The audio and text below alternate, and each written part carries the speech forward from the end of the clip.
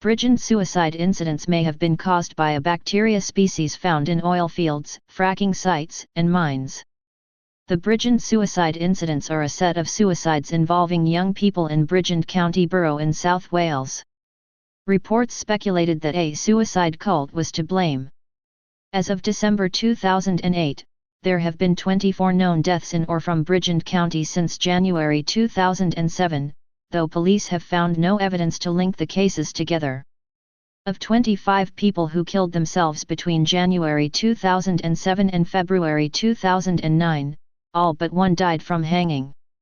The parents of one of the dead accused the media of glamorizing ways of taking one's life to young people.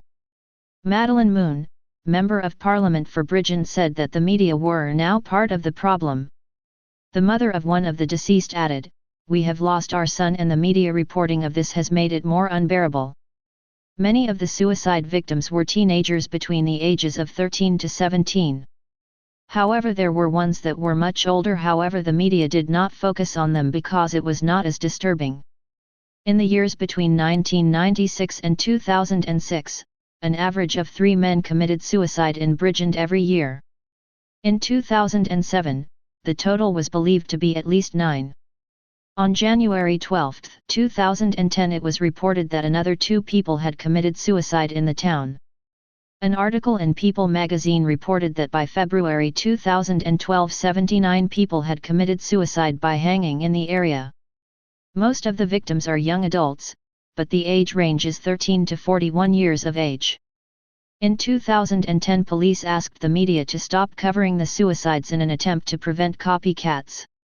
Bridgend is a former market town of around 39,000 people. However, the suicides stretched over the whole county borough of Bridgend, which has a population of over 100,000. For people who want to know more about Bridgend, there is a 2013 documentary and a 2015 drama film starring Hannah Murray, director Jeopardy, have been made about these incidents, both called Bridgend. Near Bridgend, there is a place called Bridgend Rose. Built to serve Champ Fleury Oil Works, Bridgend consisted of 18 rows of 4 dwellings and 2 rows of 6 dwellings. Some of these appear to be single-room houses. 5 rows of the largest 2 apartment houses remain as Old Hill cottages. This was made for a large oil field. Later the site was mostly demolished in the late 1930s. The site was turned into a park, playground, and community buildings constructed on site of demolished rows. There are 5 reports from a newspaper at the time. Around the summer of 1925 there were 5 suicides by hanging. The ages were unreported. In 1914 the Ludlow Massacre happened. This was an attack by the Colorado National Guard and Colorado Fuel and Iron Company camp guards on a tent colony of 1,200 striking coal miners and their families at Ludlow, Colorado, on April 20, 1914. Some 24 people, including miners' wives and children, were killed. The chief owner of the mine, John D. Rockefeller, Jr., was widely criticized for the incident. The massacre, the culmination of a bloody widespread strike against Colorado coal mines, resulted in the violent deaths of between 19 and 26 people. Reported death tolls vary but include 2 women and 11 children, asphyxiated and burned to death under a single tent. The deaths occurred after a day-long fight between militia and camp guards against striking workers. Ludlow was the deadliest single incident in the Southern Colorado coal strike, which lasted from September 1913 through December 1914. The strike was organized by the United Mine Workers of America. Many thought they were underpaid and worried that something was wrong with the mine. People were falling sick and would end their life in a number of ways. On the morning of April 20, the day after the Orthodox Easter was celebrated in the tent colony, 3 guardsmen appeared at the camp ordering the release of a man they claimed was being held against his will. This request prompted the camp leader, Louis Tikes, to meet with a local militia commander at the train station in Ludlow village, a half-mile, 0.8 kilometers, from the colony. While this meeting was progressing, 2 companies of militia installed a machine gun on a ridge near the camp and took a position along a rail route about half a mile south of Ludlow. Anticipating trouble, Tychus ran back to the camp. The miners set out to flank the militia positions and a gunfight soon broke out. The fighting raged for the entire day. The militia was reinforced by non-uniformed mine guards later in the afternoon. At dusk, a passing freight train stopped on the tracks in front of the guards' machine gun placements, allowing many of the miners and their families to escape to an outcrop of hills to the east called the Black Hills. By 7 p.m., the camp was in flames, and the militia descended on it and began to search and loot the camp. Louis Tychus had remained in the camp the entire day and was still there when the fire started. Tychus and 2 other men were captured by the militia. Tychus and Lieutenant Karl Linderfelt, commander of one of 2 guard companies, had confronted each other several times in the previous months. While 2 militiamen held Tychus, Linderfelt broke a rifle butt over his head. Tychus and the other 2 captured miners were later found shot dead. Tychus had been shot in the back. Their bodies lay along the Colorado and Southern Railway tracks for 3 days in full view of passing trains. The militia officers refused to allow them to be moved until a local of a railway union demanded the bodies be taken away for burial. During the battle, 4 women and 11 children had been hiding in a pit beneath one tent, where they were trapped when the tent above them was set on fire. 2 of the women and all of the children suffocated. These deaths became a rallying cry for the UMWA, who called the incident the Ludlow Massacre. In addition to the fire victims, Louis Tychus and the other men who were shot to death, 3 company guards and 1 militiaman were killed in the day's fighting. On this day there were 23 suicides by hanging. There are a ton more of cases with oil fields and coal mines. All one has to do is Google and dig very deep for the information. Research shows that people who live near hydraulic fracturing, fracking, sites have more severe health problems than those who don't, and wind up in the hospital more often. Researchers from the University of Columbia and the University of Pennsylvania wrote in a study published in PLOS One that those who live close to the natural oil and gas drilling sites are more likely to suffer from heart conditions, neurological illnesses, and cancer. The scientists analyzed 198,000 hospitalizations records over a 4-year period, from 2007 to 2011, in northern Pennsylvania counties, categorized 25 medical scenarios, and then associated each case with its proximity to a fracking area. A larger number of hospitalizations were found in those areas where drilling takes place. According to the researchers, there are 18 zip code areas with a well density higher than 0.79 wells per square kilometer.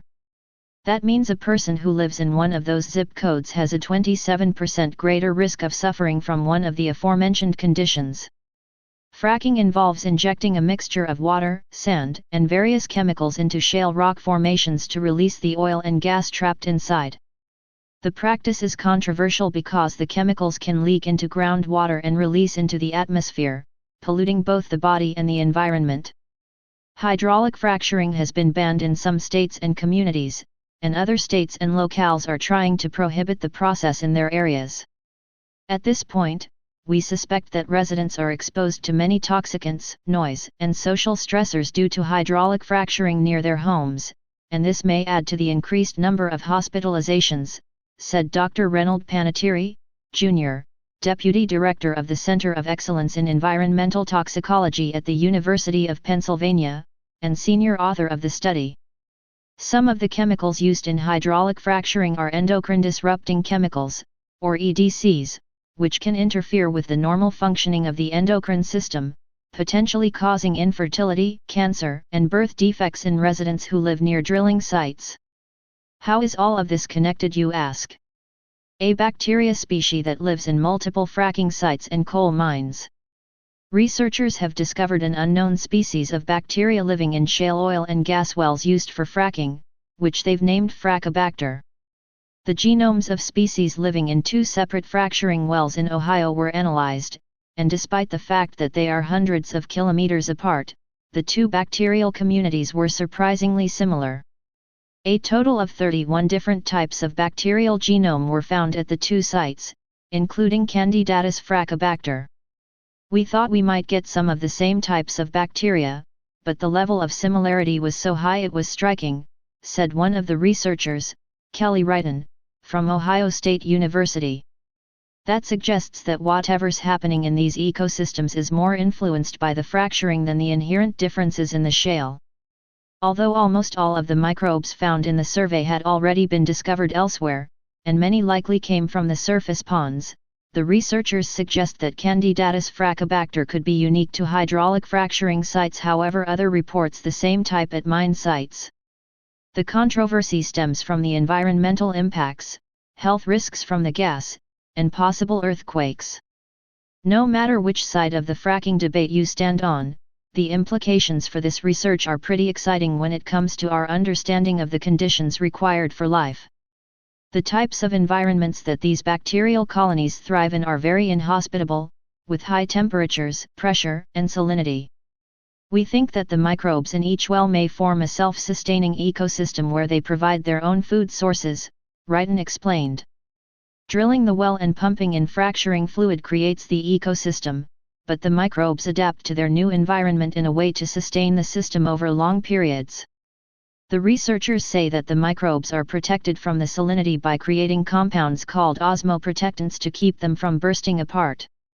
The bacterial communities also form a type of symbiotic relationship with each other in these unwelcome conditions. When the cells die, their osmoprotectants are eaten by other microbes, such as fraccobacter, which then produce food for the other bacteria called methanogens. This ultimately produces methane, which is a main component of natural gas. The researchers are looking into how the newfound bacterial colonies could be used to increase the methane output of the fracking sites.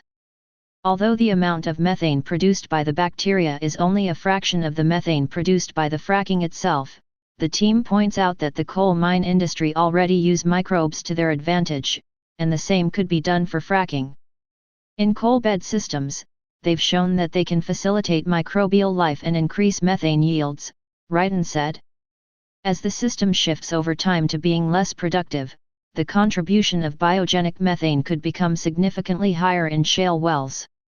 We haven't gotten to that point yet, but it's a possibility. The team is now growing the fraccobacter and other microbes in the lab under similar high-stress conditions to further test their ability to handle pressure and salinity. The research has been published in Nature Microbiology. Could our quest for oil bring a suicide plague? Only time will tell. Stay paranoid, my friends.